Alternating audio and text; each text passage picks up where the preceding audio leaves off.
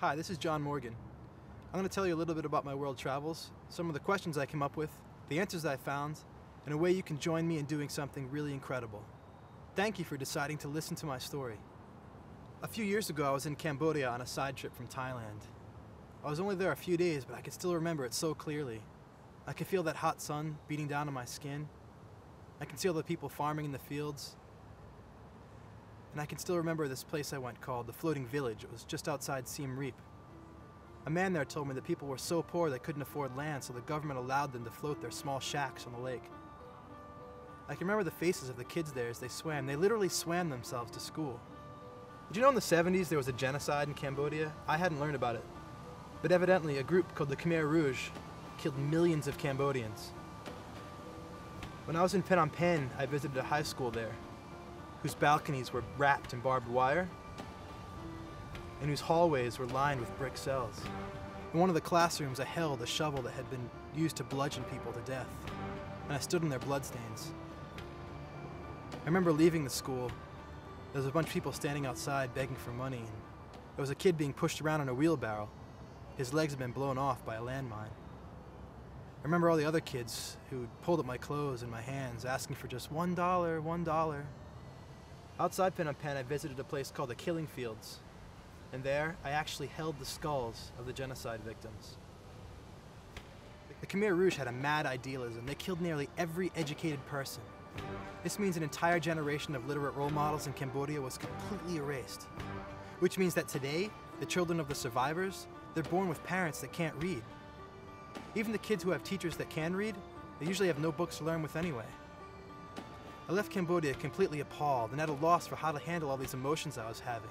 Never mind how to figure out how one can help. Sometimes I don't give and sometimes I do give. Yet afterwards I always wonder, I can't help them all. Does giving even help? Does it really make a difference?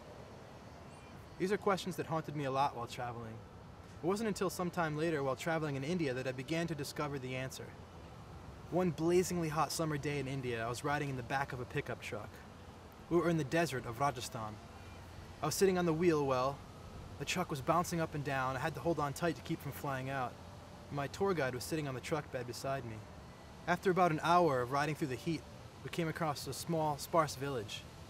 In the distance, I could see a small building, a cinder block building with an open doorway. And inside, I could see some chairs and desks and some kids moving around. Oh, it must be a school, I thought. Right as we passed by that building, a half-dozen kids came bursting out the door in full sprint. Like a pack of dogs, they chased behind our truck. They had their chests forward, arms flailing, like an army of bare feet stampeding on the ground. I was impressed by their speed. And they were yelling something, too. What do they want? I asked my guide, keeping my gaze on the kids. A pen, he said, watching them with that same distant gaze. They don't have anything to write with? I asked. He just looked at me. Absent-mindedly then, I reached into my pocket. I pulled out an old pen with a chewed end and almost no ink left in it. I sat there, holding it, feeling that soft, clean plastic between my fingers, worrying about how it might feel as I went into one of those sudden daydreams, and my eyes blurred, as my head locked in place, and my breathing deepened, and I felt something inside of me. Now, these are intense feelings, I thought. This is empathy. As I began to imagine those kids sharing that pen, writing with it, learning, growing older, and escaping the extremes of their poverty. And then literally in a flash, I know it sounds cliche, but in that moment, I came to understand something crucial about giving. If we give in a way that empowers, we can make a difference. In this moment, I saw all the kids I had met in my travels who'd pulled my hands down and tugged at my clothes. And my imagination wandered on more. Suddenly into my mind popped this strange image. I saw two men standing in a boat. One was teaching the other how to fish. Of course, I'd heard the old proverb a million times. Give a man a fish, feed him for a day. Teach a man to fish, feed him for life. But somehow now the picture was so bright and so clear. It was so real, it was almost like I could reach out and touch it. It was clear now. These kids don't need cash handouts. They need tools for education. And so as I rode in the back of that pickup truck through the desert in India, with that blazing sun beating down on me, and those kids chasing behind me, I had a clear vision now. And so I took that one old pen, and I threw it out the back of the truck. The kids broke their sprint instantly, scrambling for it. I couldn't really make out what was happening because of the dust cloud, and as I was squinting my eyes, I floated back into a daydream. I was watching those kids. I was watching their future play out. I was watching my future play out. I was watching the future of others. Recently I came upon another inspiring story about a man named John Wood, who started an organization called Room to Read. Room to Read has built thousands of children's libraries all over the developing world. And their approach fits perfectly with this clarity about empowerment through education. So I've decided to partner with Room to Read to build a children's library in Cambodia. The location picked is a town called Prey Gnaw. It's about an hour north of Phnom Penh. The people in this community spend most of their time farming rice, tobacco, and vegetables, and they earn less than $1 US per day. Thanks to the people whose names are listed at oneoldpen.org, we have raised almost all the money we need to make this happen. If we hit the goal, Room to Read will provide the resources and enlist the labor of the community of Prey Gnaw to construct a brand new children's library. They'll fill it with brightly colored books, games, puzzles, posters. They'll train librarians and provide years of support. A fully stocked library.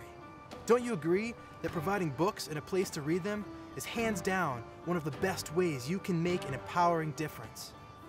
Can you now begin to think of how much more effect this will have than one old pen? Now, as you sit there, listening to me and watching this video, I need you to begin to consider doing just two things. And as you start to consider these things, while listening to these requests, I want you to feel the truth in how your help is very critical to this cause. And while feeling this truth, I'd love you to let that feeling lead you into action.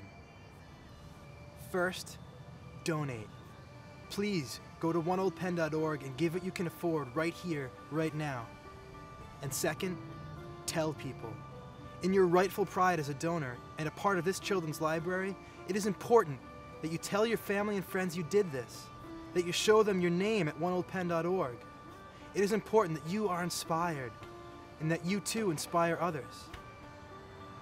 As you again consider all of this now, the stories about genocide, the feelings we face when a stranger asks us for money, the kids scrambling in a cloud of dust for that one old pen, the serious need for education and your help to make this happen, I ask that you please decide to help us, because it only takes a minute to donate right now.